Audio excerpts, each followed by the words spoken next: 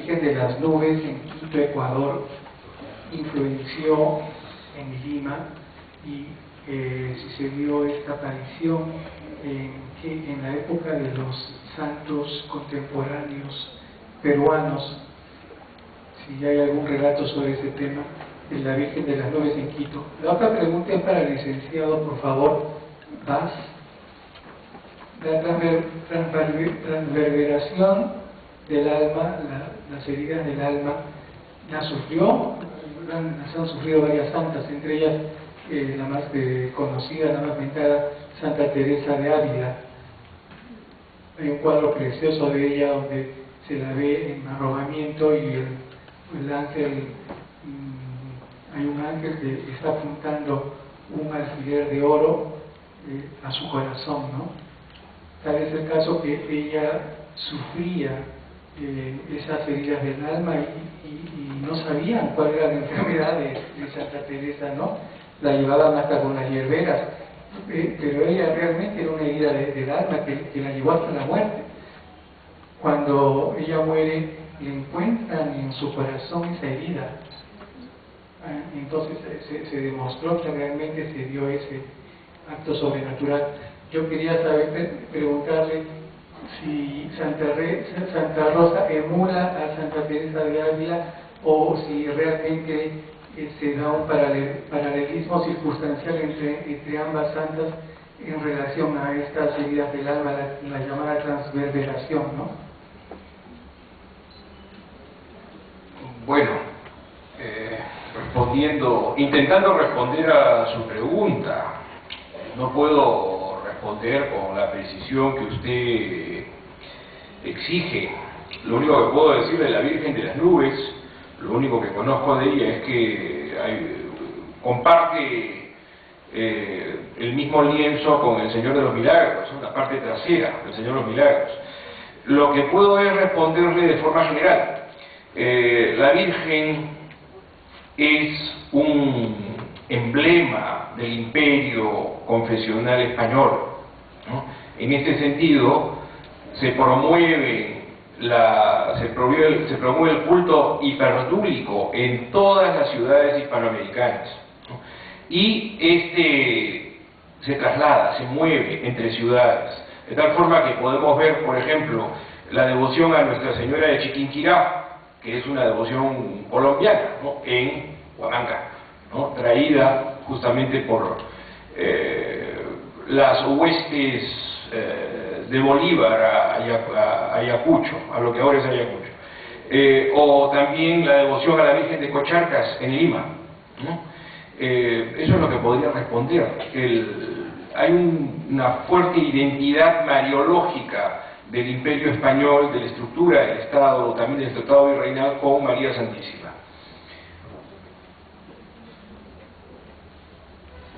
De la escultura, pienso que estás aludiendo a la escultura de Gian Lorenzo Bernini, Santa Teresa en éxtasis, ¿no? Efectivamente, el querubín está apuntándola con el dardo dorado y la santa, pues, por mano maestra, ¿no?, de Bernini, está con labios y ojos entreabiertos en un arrobo maravilloso. Hay dos estudiosos de las Mercedes que sí aventuran esta hipótesis con Rosa de Lima. Uno de ellos es Jorge Alberto Rosenbrock. Es un estudio inédito que me facilitó el colega Ramón Mujica Pinilla. No sé si se ha publicado. No. Él sí afirma este tipo de relación, ¿no?, de emulación con Catalina de Sena. Luego el propio descubridor, Alonso Getino, también digamos que lo apunta en su libro publicado en 1943.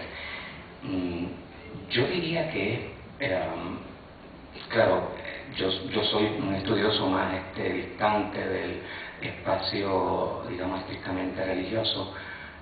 Soy un académico universitario, así que quizá lo veo con una distancia mayor y puedo pensar que son, digamos, asuntos circunstanciales, ¿no? no podría afirmar, ¿verdad?, poner la mano en el fuego de que efectivamente una santa llega a la perfecta imitatio de la otra hasta en ese detalle.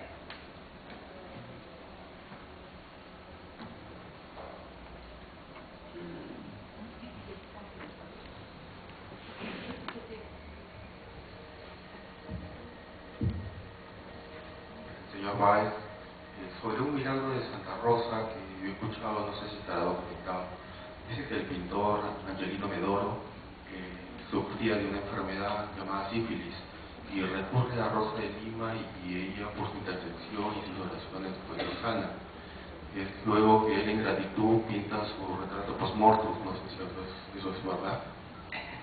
En el proceso de beatificación de 1617 aparece el dato de que efectivamente Angelino Medoro, pintor que conocía a la santa y era muy amigo de la familia, hace este boceto, que es el último con el que terminé mi exposición, hace este boceto que es de inspiración para todos los demás retratos de Rosa, pero el dato no aparece en el proceso inquisitorial, así que no pudiera yo afirmar tal cosa, ¿no?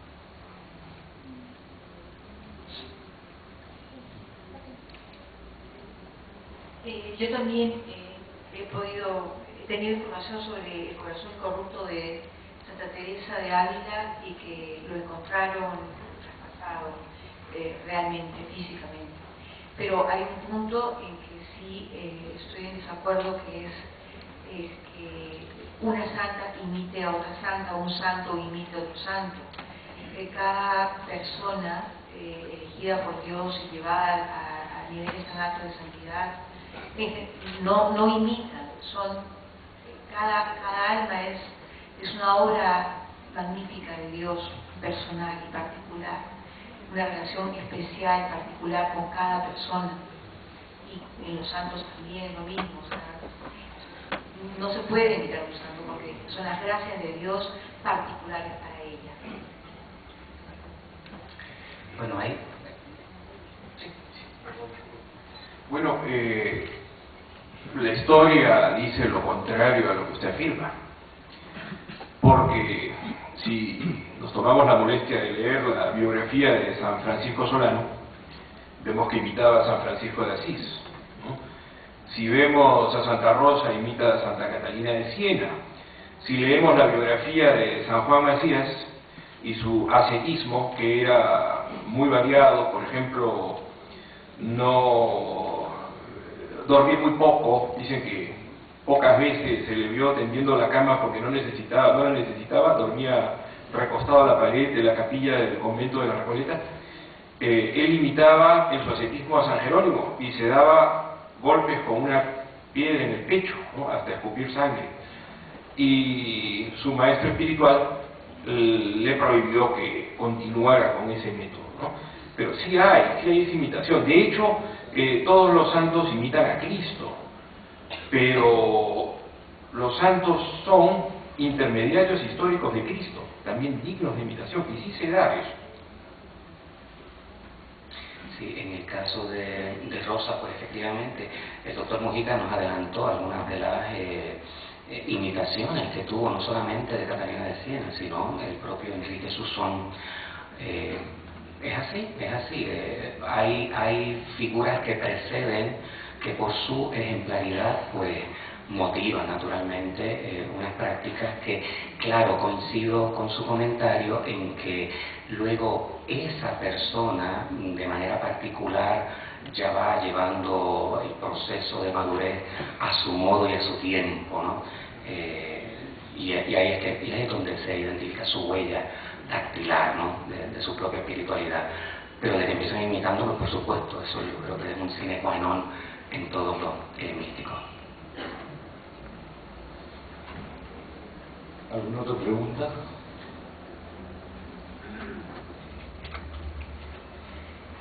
Quisiera preguntar al profesor Sánchez Concha sobre la santificación de Lima como medio de sacar atención de metrópoli peninsular.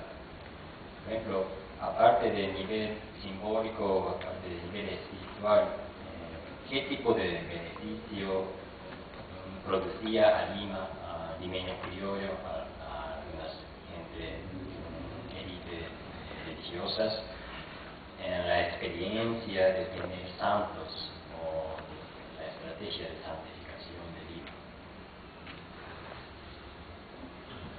Bueno, lo que sí había era, por supuesto, que una necesidad urgente de llamar la atención, porque Lima era una ciudad de la periferia del imperio, ¿no?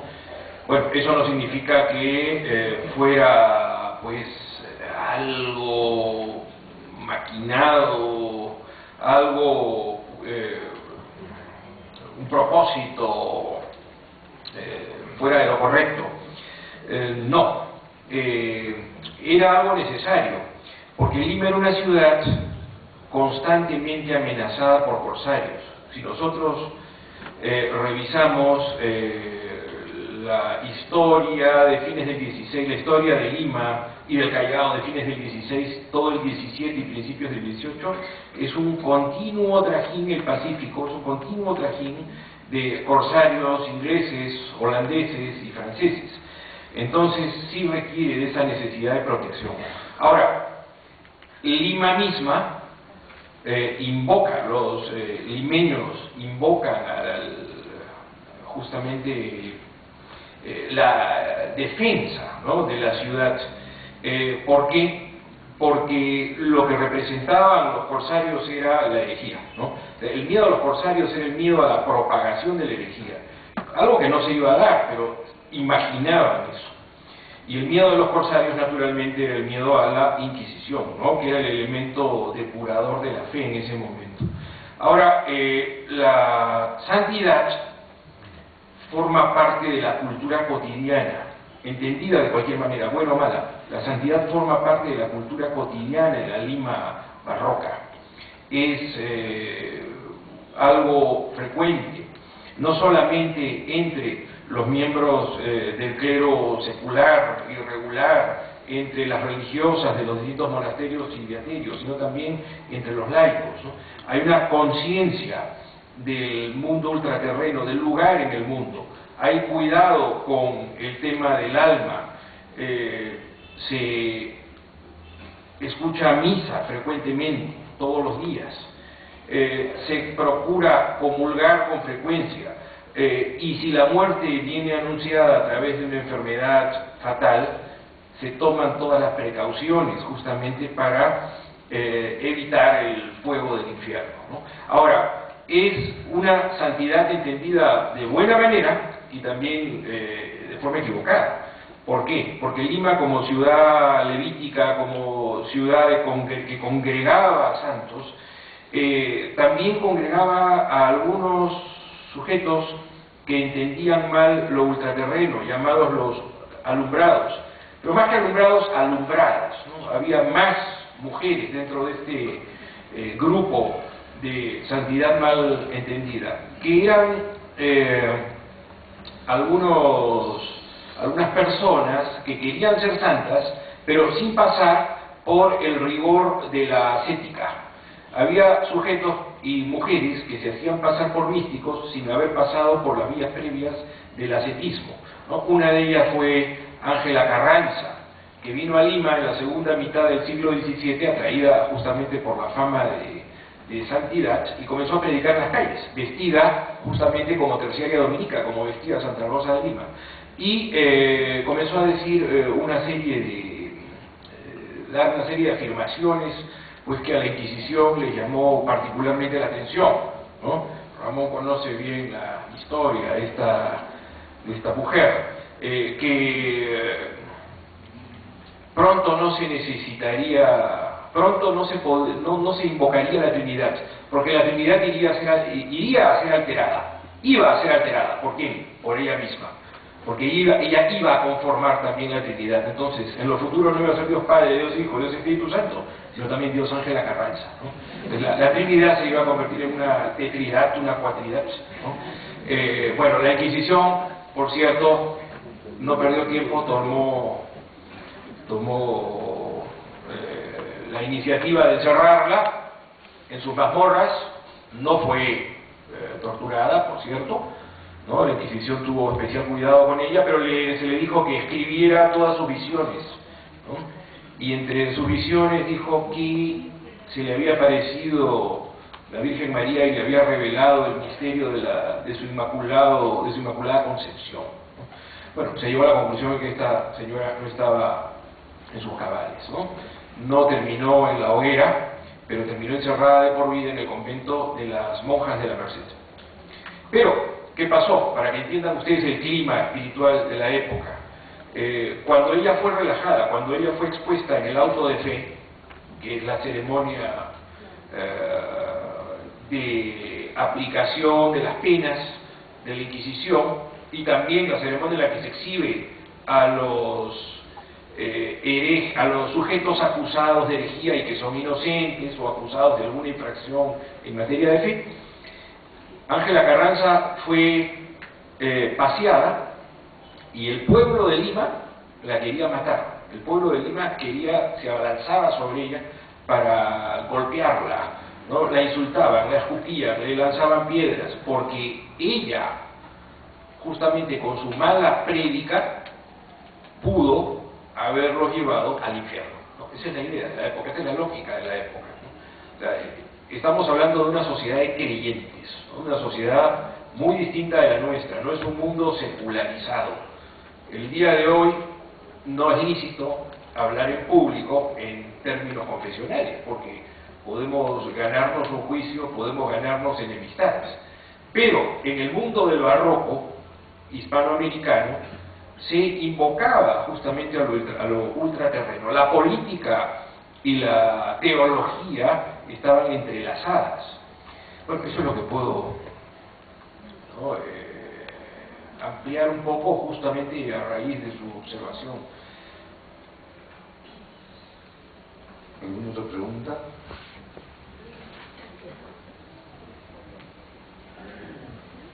Licenciado Báez, usted manifestó que hubieron dos monjitas en el virreinato de Nueva España que antecedieron a Santa Rosa de Lima. Yo quería preguntarle, yo tuve oportunidad en Ciudad de México de conocer el convento de San Jerónimo, donde vivió Sor Juana Inés de la Cruz.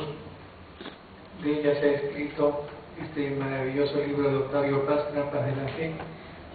Ella también me parece que dejó poesía mística, y sus escritos también pasaron por el filtro de la Inquisición en aquella época. Es posterior a Santa Rosa, me imagino, ¿no? Pero quería preguntarle, ¿la poesía mística de Sor Juana es inferior a la poesía mística en calidad producida por Santa Rosa, a su modo de ver? Hay que distinguir entre lo que es la poesía mística y lo que es, digamos, la poesía religiosa. No es lo mismo. La mística responde a una experiencia extraordinaria de unión con la divinidad, experiencia inefable, y por lo tanto el verso es el que mejor se ajusta, digamos, de manera muy pobre a lo que se pudiera comunicar. La poesía de Sor Juana no es para nada mística. Sor Juana fue una mujer con vocación cero para todos los efectos. Ella en su respuesta a Sor Filotea de la Cruz así lo expresó de manera muy clara. Su anhelo era vivir sola, vivir célibe, sola. Pero justo la época imposible, o la mujer tenía dos espacios posibles, o con el marido o en el convento, o en la casa, por supuesto, de sus padres al estilo de Santa Rosa. Ningún poema que yo conozca de Sor Juana puede tener lectura mística. Incluso el Primero Sueño y el Divino Narciso se han aventurado unas lecturas que para mí, pues, yo creo que son un poco forzadas.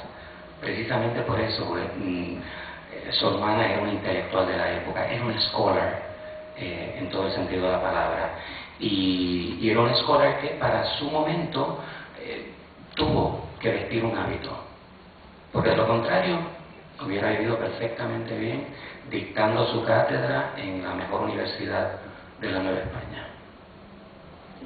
Tenemos tiempo para una pregunta más.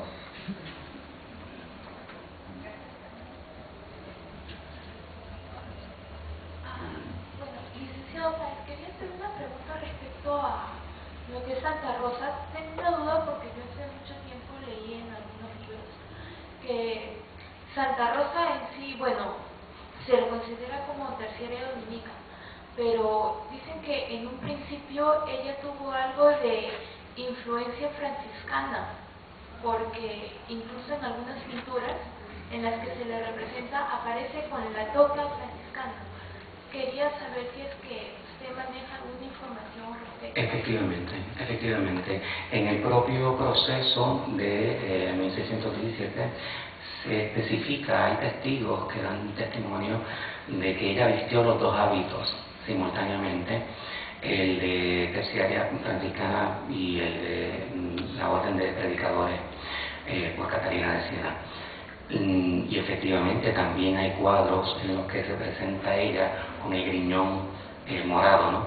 De la marrón, debo decir, café del hábito franciscano. Sí. Y quizás se podría añadir que nunca se quitó el hábito franciscano. Y esto figura parte del proceso de beatificación, donde uno de sus confesores jesuitas, Diego Martínez, descubre que al ella morir llevaba el hábito franciscano también debajo del hábito dominico. Bueno, muchísimas gracias por todos, un fuerte aplauso.